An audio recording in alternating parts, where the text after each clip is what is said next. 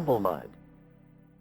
Hey everyone! At the time I'm recording this video, it's November, and November is usually a particularly interesting month for me because it's often a month where I reflect. I look back on how this year went, the highs and the lows, my successes and my downfalls, and I also look forward to the future and start thinking about where I'm going next. I think November is even more of a relevant time for me to do this sort of reflection because it's also my birthday month, so that's another year that I have under my belt, even more of a reason to look back and think about things. And to be honest with you guys, I've talked about this several times at this point. This is like my 5th or 6th attempt trying to get this video out. This time I wrote some notes just to kind of keep myself on track, but I'm really trying to keep this unscripted so it's as from the heart as I can get it, and it's also a time capsule of something I can look back on in the future. But anyway, when I look back at this year, one of the things that really took a lot of that attention and resulted in a lot of extra reflection was this channel, because this channel has legitimately become such a big part of my life over the last year and a half. Like we're coming up on 2 years. humblemud will be 2 years old as of February next year.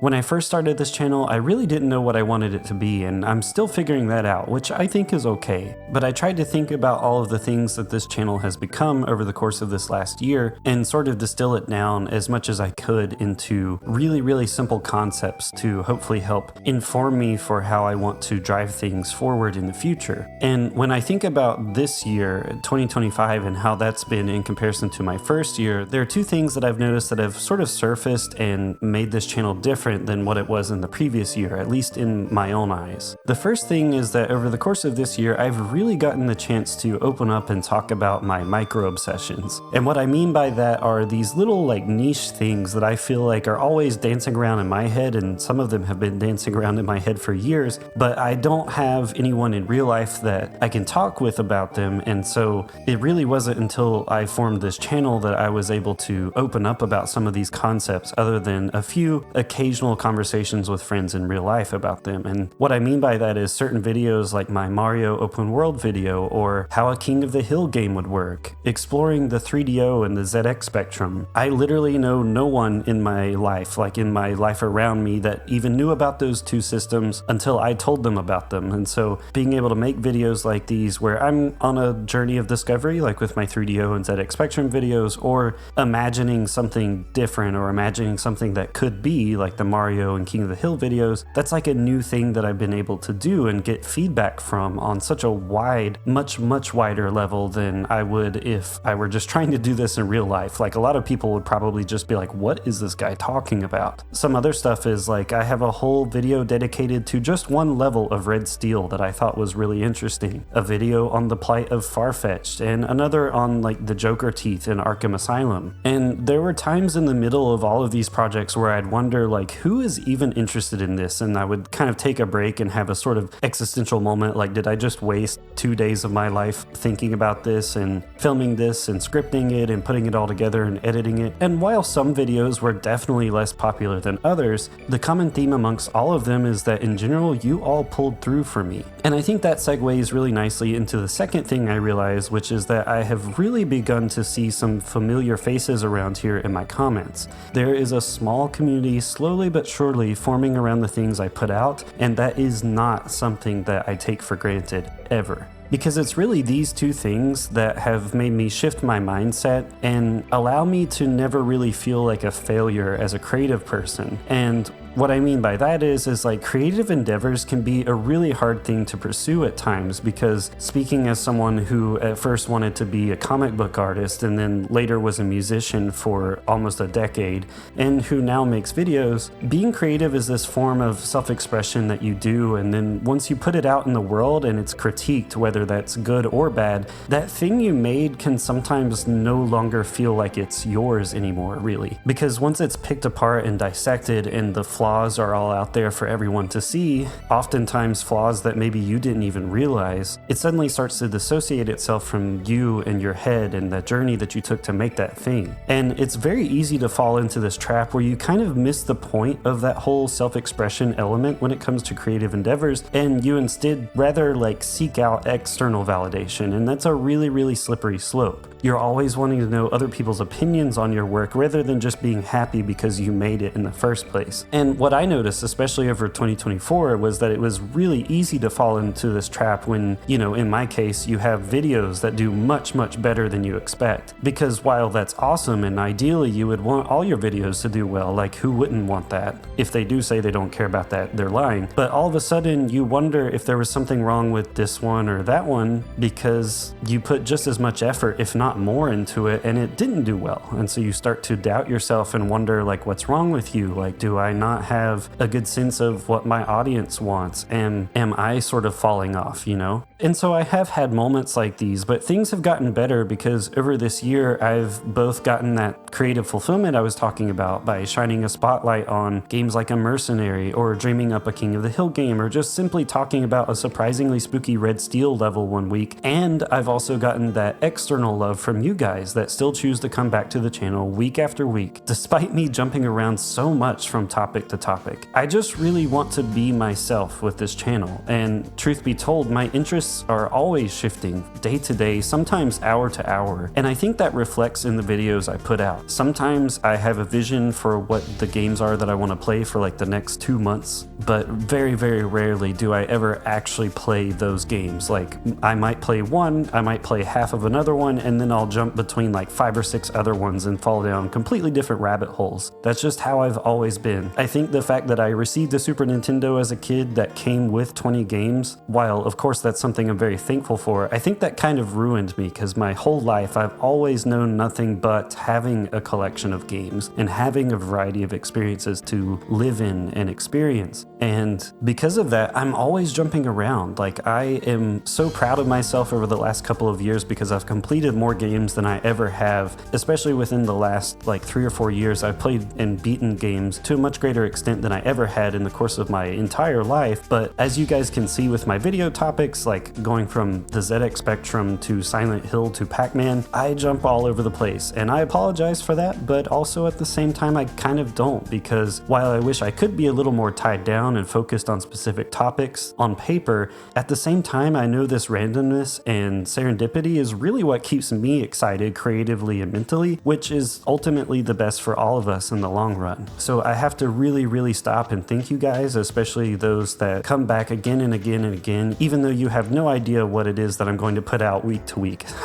I really appreciate you guys being patient with me, especially if I'm sometimes talking about stuff that you're not even interested in. The fact that you may watch it anyway or just put me on pause and wait for next week, either one of those are perfectly valid things to do, and it means a lot to just see you here time and time again. So as I mentioned, it's not lost on me how lucky I am that humblemud has done as well as it has, and it's not lost on me how lucky I am to have you guys. And I want to make it clear that I don't determine humblemud's success based on the views or the subs. Like I said earlier, of course those things are nice, but I rather determine the success by those two things I mentioned above: creative fulfillment and community. And so nowadays I don't really say phrases like, oh, I wish I was a successful YouTuber. Instead I think, well, I am a successful YouTuber, because judging by those two elements, like if those are my criteria for determining if I am a successful creator here on YouTube, I am. Even if I make substantially less from the channel than I did when I worked at a grocery store earlier this year, I am a successful YouTuber. Yeah, I'm not doing this full time. I don't make enough to do it full time, but I am successful. And if I get 500 views on a video or I get 150,000 views on a video,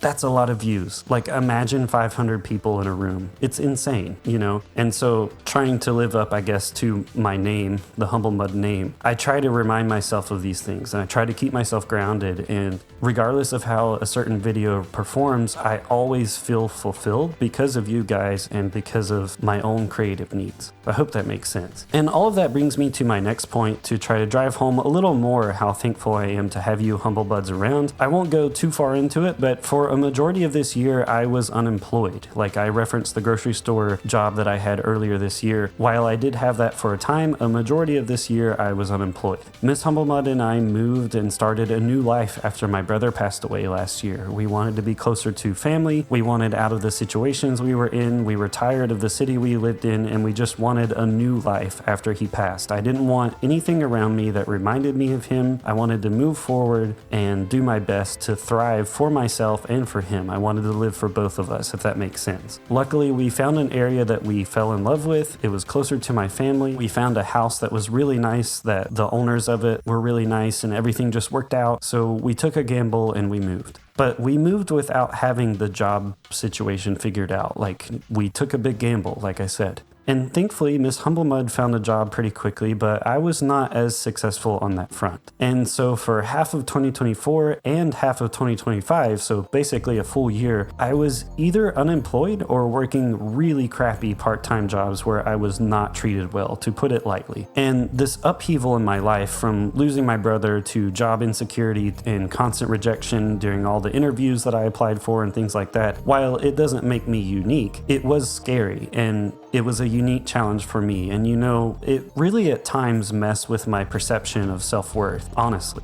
I have a lot to be thankful for, though, from my family to Miss Humblemud to this new area we live in, which we really do enjoy so much more, to my friends. Trust me, I recognize I'm still very lucky in this life, but another thing I'm really thankful for that was always a source of happiness for me consistently is this channel and the interactions that I've gotten to have because of it. Genuinely, I want you all to know that you have been a major contributor to allowing me to push forward through this year, through all of these difficult moments. And now I do have a good job and things are finally working themselves out slowly. But I think things would have been 10 times harder this year without you guys, honestly. Thanks to you all, I've had so many great discussions. I've had so many awesome stories shared and memories shared and people telling me about great games that I've never heard of. I've learned so many things by just pursuing making videos. People here on YouTube who I've looked up to for years are suddenly my friends, and some of them have even subscribed to me, which just feels surreal. I've gotten to talk with some of the staff behind a few of the games I've talked about this year, like A Mercenary, Silent Hill Downpour, and Excite Truck specifically. That was last year, but still. I've gotten to give away some games to you guys over the last 2 years. You've allowed me to honor one of my heroes in the best way that I knew how. You all allow me to have a safe space to talk about my brother and allow him to live on in a very special way. You allow me to have just some fun about talking about stuff that I wasn't even sure people would care about. You've even informed me on some of my own video ideas, like Jordan Taylor with my Shmups video, or Robin LG6MZ, I made sure I wrote that down, who informed me about Gauntlet DS.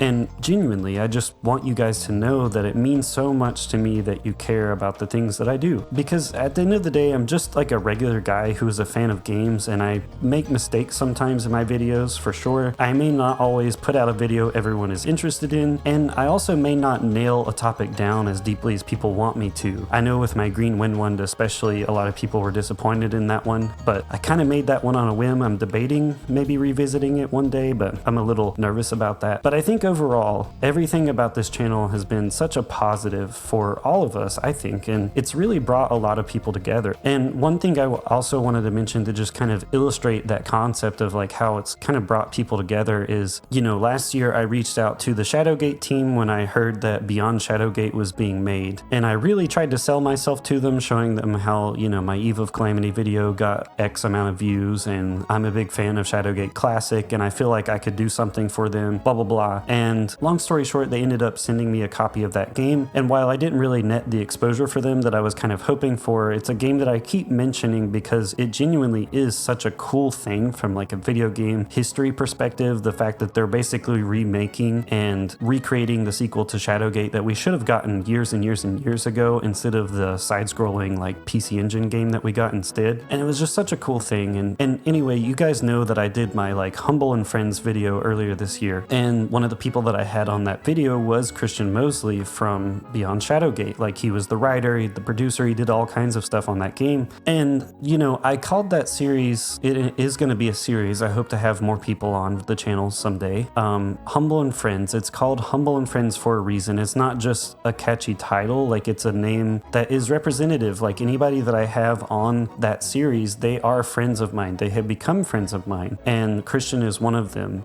And just as an example of that, like he traveled to Japan for some business and had a couple days to himself and was just kind of telling me about the trip and all of those things. And around that time, I heard that there was a Mother, like Earthbound themed pop-up shop that opened up in Japan during that week, and just kind of jokingly mentioned that maybe he should check that out. And little did I know, he was a huge Earthbound fan as well. And so he kind of surprised me and, you know, basically asked me for my address. And one day in the mail, these two little guys popped up. It's a like handmade figure of Lucas and Claus, and he also gave me a little letter that he wrote as well, which of course I'm not going to read that to you guys, but he sent that to me and it was just so nice. Like, this is a person that I would have never known otherwise. You know, I may have not even found out about Beyond Shadowgate if it wasn't for this channel and just doing this whole creative journey. You know what I mean? And now here we are like a year later, and he sent me this gift, and it's really significant for me in my own life. As you know, I talked about the similarities I see between myself and my late brother and Lucas and Claus in Mother 3. The first video I made about my brother, I talked about that. Won't go too deep into that here, but you know, that was a significant gift. There was thought behind that, and